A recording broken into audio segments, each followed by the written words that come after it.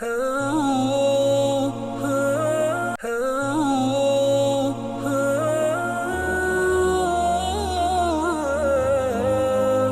அல்ஹம்துலில்லாஹ் வஸ்ஸலாத்து வஸ்ஸலாமு அலா ரசூலில்லாஹ். அன்பின் பிறை டிவியினர்களே, அஸ்ஸலாமு அலைக்கும் வரஹ்மத்துல்லாஹி வபரகாத்துஹு.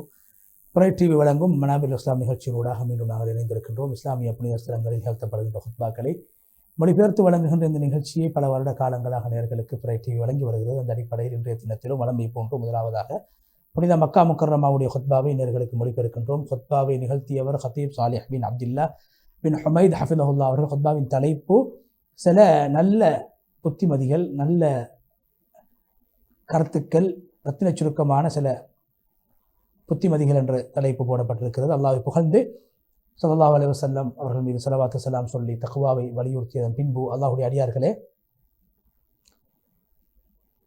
அல்லாஹு தஆலா உண்மை என்று சொல்லக்கூடிய உண்மைக்கு அல்லாஹ் பிரகாசத்தை வைத்திருக்கிறான். சிறப்புகளுக்கு அல்லாஹ் அழகை கண்ணியத்தை வைத்திருக்கிறான். உண்மையில் நல்ல உபதேசம் என்பது அது நல்ல வார்த்தைகளை கொண்டு அமைய வேண்டும், மிருதுவான வார்த்தைகளை கொண்டு அது அமைய வேண்டும். மனிதர்கள் ஏற்றுக்கொள்ளக்கூடிய மிருதுவான கனிவான வார்த்தைகளை கொண்டுதான் உபதேசங்கள் செய்யப்பட வேண்டும். எனவே உண்மையில் நல்ல உபதேசத்திலே சிறந்த ஒரு ஆதாரம் இருக்கிறது. அது மிருதுவாக ஒழுங்காக நல்ல உபதேசம் செய்யப்படுகின்ற போது அது ஒவ்வொரு இடத்துக்கும் பொருத்தமான விடயங்களை நாங்கள் பேச வேண்டும்.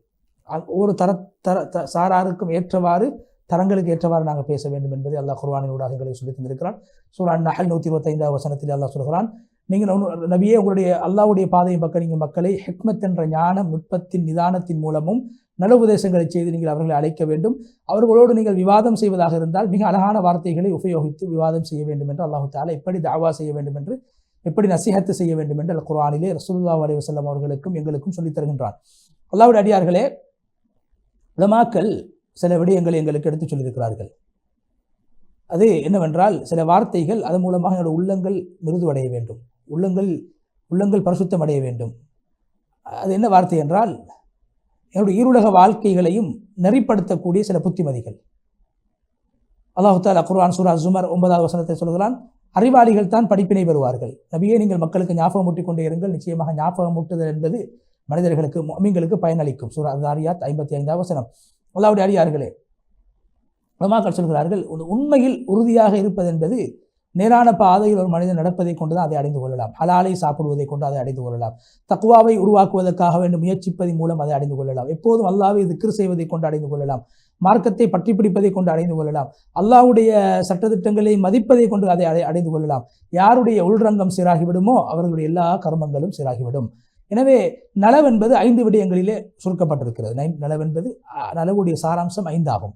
முதலாவது தக்வா என்ற ஆடை. இரண்டாவது இறைவன் மீது அசைக்க முடியாத நம்பிக்கை. மூன்றாவது ஹலாலை சம்பாதிப்பது. நான்காவது போதும் என்ற மனதோடு வாழ்வது. ஐந்தாவது யாருக்கும் துன்பம் செய்யாமல், நாங்கள் மற்றவர்களுக்கு எங்களால் எந்த கெடுதியும் செய்யாமல் வாழ்வது. மிகப்பெரிய நோய் என்ன தெரியுமா? அது கெட்ட தன்மையாகும். அதே போன்று கெட்ட வார்த்தைகள் பேசக்கூடிய நாவாகும். இது பயங்கரமான நோய்.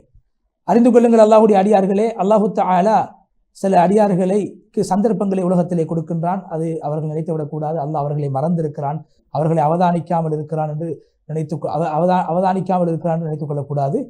நிச்சயமாக ஒரு அடியான் அல்லாஹ்விடத்திலே கேள்விகளுக்கு கேட்கப்படக்கூடியவராகவும் அவர் செய்த நன்மைகளுக்கு கூலி வழங்கப்படக்கூடியவராகவும் இருக்கிறார். எனவே அல்லாஹ்வை உண்மையிலே பயப்படக்கூடியவர்கள் அல்லாஹ்வை பற்றி அறிந்தவர்கள் தான். அல்லாஹ் குர்ஆனிலே சொல்கிறான், சூரா அல்-ஆலா 10வது வசனம், நிச்சயமாக அல்லாஹ்வை யார் பயப்படுவார்கள் அவர்கள் தான் படிப்பினை பெறுவார்கள். அதே போன்று ஒரு மனிதன் அறிவாளி என்பதற்கு அடையாளம் என்ன தெரியுமா? அந்த அடியான் அல்லாஹ்வை பயப்பட வேண்டும், அல்லாஹ்வை அஞ்ச வேண்டும். மடையனுடைய அடையாளம் என்ன தெரியுமா? அவன் செய்கின்ற அமல்களை வைத்து அவன் தற்பெருமை அடிப்பதாகும். ஒரு நல்ல அடியான், உபதேசம் செய்யக்கூடிய ஒரு அடியான், தனக்கு நலவு நாடக்கூடிய ஒரு மனிதன், அவர் பயப்பட வேண்டும். வெளிரங்கம் அல்லாஹ்வை பயப்படக்கூடியதாகவும், உள்ரங்கத்தில் பாவம் செய்யக்கூடியவராகவும், வெளிரங்கம் அழகாகவும் உள்ளால் அசிங்கமாகவும் யார் இருக்கிறாரோ அவர் பயந்து கொள்ளட்டும், அல்லாஹ்வை பயந்து கொள்ளட்டும். அதே போன்று எந்த மனிதன் தனது உள்ரங்கத்தை மறந்துவிட்டு வெளிரங்கத்தை சீராக்குவாரோ அவரும் அல்லாஹ்வை பயந்து கொள்ளட்டும். அல்லாஹு தஆலா சொல்கிறான், நபி ஸல்லல்லாஹு அலைஹி வஸல்லம், அல்லாஹு தஆலா உங்களுடைய தோற்றங்களையோ உங்களுடைய செயல்களையோ பார்ப்பது கிடையாது, அல்லாஹ் உங்களுடைய உள்ளங்களை தான் பார்க்கின்றான். யார் தனது உள்ரங்கத்தை சீராக்குவார்களோ அவருடைய வெளிரங்கம், யார் உள்ரங்கத்தை சீராக்குவார்களோ அல்லாஹ் அவருடைய வெளிரங்கத்தை சீராக்குவான். யார் ஒரு தன்னுடைய சகோதரனுடைய குறையை மறைப்பார்களோ அல்லாஹ் அவருடைய குறையை மறைப்பான். யார் ஒரு மனிதனுடைய குறையை தேடி வெளிப்படுத்துவாரோ அல்லாஹ் அவருடைய குறையை அவருடைய வீட்டுக்கு நடுவில் அவர் மறைந்திருந்து செய்தாலும் அந்த குறையை அல்லாஹ் நிச்சயமாக வெளிப்படுத்துவான். அல்லாஹ்வுடைய அடியார்களே, உண்மை என்பது நன்மையின் பக்கம் இட்டு செல்லும், நன்மை என்பது சுவர்க்கத்தின் பால் இட்டு செல்லும், பொய் என்பது பாவத்தின் பால் இட்டு செல்லும், பாவம் என்பது நரகத்தின் பால் இட்டு செல்லும். கெட்டவர்களோடு சேர்ந்து வாழ்வது என்பது நல்லவர்களை பற்றி உண்டான கெட்டெண்ணத்தை அது உண்டாக்கிவிடும். பொறாமை என்பது அது முஸ்லிம்கள் மீது இருக்கின்ற அந்த பாசத்தை, அன்பை அது இல்லாமலாக்கிவிடும், குறைத்துவிடும். மிகப்பெரிய பாவம் என்று தெரியுமா? ஒரு அடியான் இன்னொரு அடியானுக்கு அநியாயம் செய்வது. ஒரு அடியான் தனக்கு செய்யக்கூடிய அநியாயம் என்ன தெரியுமா? ஒரு மனிதன் தன்னை எல்லா விடயத்திலும் தான் சரி என்று, நான் செய்து கொண்டிருப்பது சரி, மற்றவர்கள் பிழை என்று மற்றவர்களை மன்னிக்காமல் வாழ்வதுதான் மிகப்பெரிய அநியாயமாகும். உண்மையிலே தவறு செய்தால் மன்னிப்பு கேட்க வேண்டும். அது ஒரு உண்மையான பலசாலியுடைய அடையாளம். தைரியசாலியுடைய அடையாளம் என்ன தெரியுமா? அவர் மற்றவர்களை மன்னிக்க வேண்டும். பழி வாங்கக்கூடியவன் பலசாலி அல்ல, மன்னிப்பவன் தான் பலசாலி. மன்னிக்கக்கூடியவன் தான் பாக்கியசாலி. அல்லாஹ்வுடைய அடையாளம் அறிந்து கொள்ளுங்கள். உங்களுடைய உள்ளத்தில் எந்த அளவுக்கு பாவ உணர்வுகள் இருக்குமோ அந்த அளவு மனிதர்கள் உங்களை வெறுப்பார்கள். யார் அல்லாஹ்வை பயப்படுவார்களோ அவர்களுக்கு யாராலும் எந்த ஒன்றும் செய்ய முடியாது. யார் அல்லாஹ் அல்லாதவர்களை பயப்படுவார்களோ அவர்களுக்கு அந்த படைப்பினங்களின் மூலம் எந்த லாபமும் கிடைக்காது. ஒரு அடியான் அல்லாஹ்வை நேசிக்கின்ற அளவு அல்லாஹ் மனிதர்களுக்கு மத்தியில் அவருடைய நேசத்தை உண்டாக்குவான்.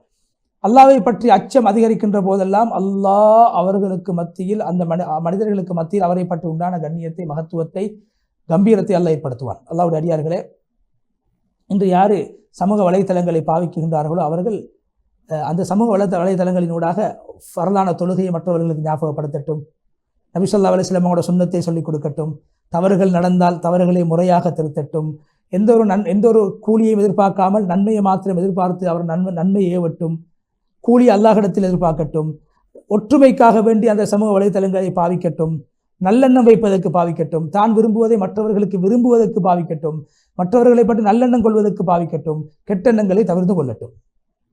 அதே போன்று தனக்கு உபதேசம் செய்யக்கூடிய இவ்வாறான கருவிகளின் மூலமாக தனக்கு உபதேசம் செய்யக்கூடியவர்கள் தவிர்த்து கொள்ளட்டும்.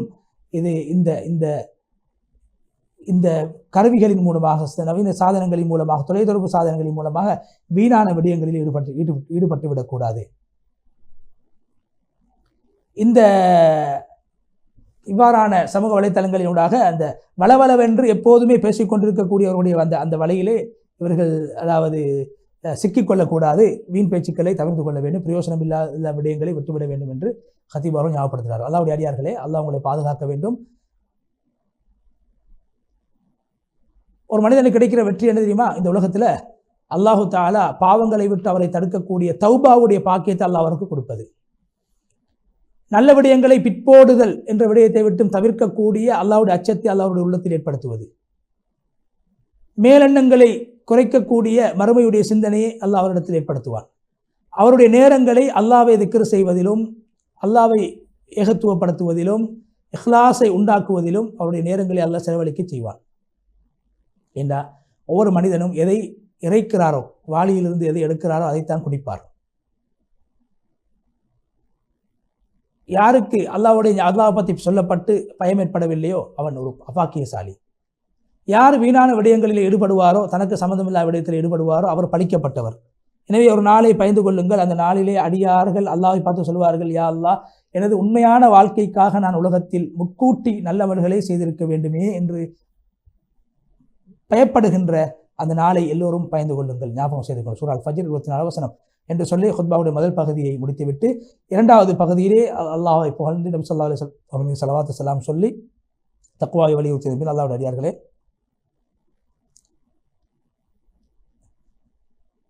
நீங்கள் எப்படி ஆக வேண்டும் என்றால், கற்றுக் கொடுக்கின்ற போது மிருதுவை கையாள வேண்டும். உங்களிடத்தில் யாராவது ஏதேனும் கேட்டால் அவர்களுக்கு ஏதாவது கொடுக்க வேண்டும்.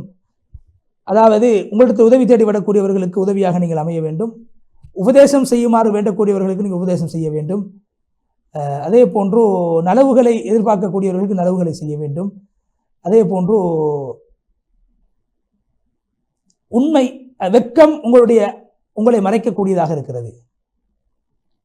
பேணுதல் பக்குவம் என்பது நீங்கள் உடம்பை மறைக்கக்கூடிய உங்களுடைய ஆடையை போல. அது உங்களை ஒளியான பாதையின் பக்கம் அது உங்களை இட்டுச் செல்லும். நல்ல அறிவுகளை பெறுவதற்கு அது காரணமாக அமையும். நீங்கள் வழி தவறிவிட்டால் மீண்டும் நல்ல பாதையின் பக்கம் வர வேண்டும். தவறு செய்தால் மன்னிப்பு கேட்க வேண்டும், மன்னிப்பை பெற வேண்டும். பாவம் செய்தால் பாவத்தை விட்டு கலர வேண்டும். ஏதாவது ஒரு விடயம் தெரியாவிட்டால் தெரிந்தவரிடத்திலே கேட்க வேண்டும். கோபப்பட்டால் கோபத்தை அடக்கிக் கொள்ள வேண்டும். எனவே உன்னுடைய சிறப்பை நீ காணாமல் இருக்கும் காலமெல்லாம், நீ உயர்ந்தவன் என்று உன்னை கருதாமல் இருக்கும் காலமெல்லாம் உனக்கு சிறப்பு இருந்து கொண்டே இருக்கும்.